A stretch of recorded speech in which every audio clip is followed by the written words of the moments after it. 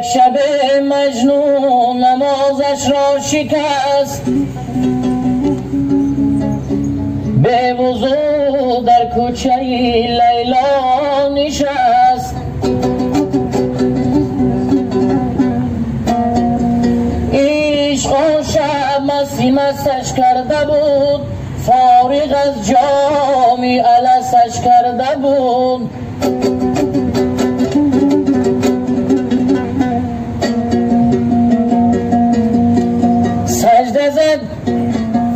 سجده زد بر لبی درگاهی و پر ز لیلا شد دل پر آهی و گفت یا رب از چی خارم کرده ای، بر صلیبی عشق دارم کرده ای.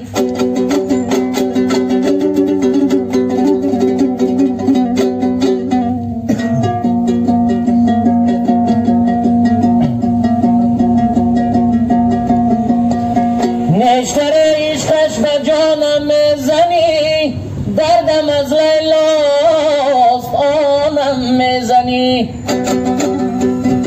خستم زین عشق دل خونم مکن، من که مجنونم تو مجنونم مکن.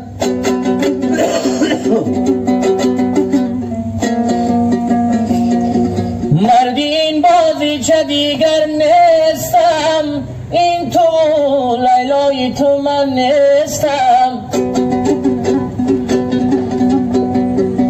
کردمت آواره صحرا نشد، گفتم عاقل میشوی اما نشد.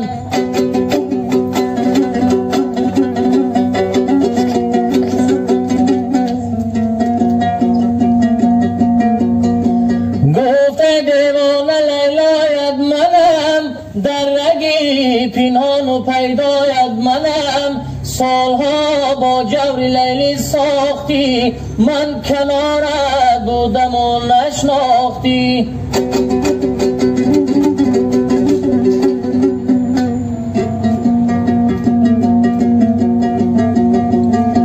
کردمت آواره صحرا نشد، گفتم عاقل میشوی اما نشد.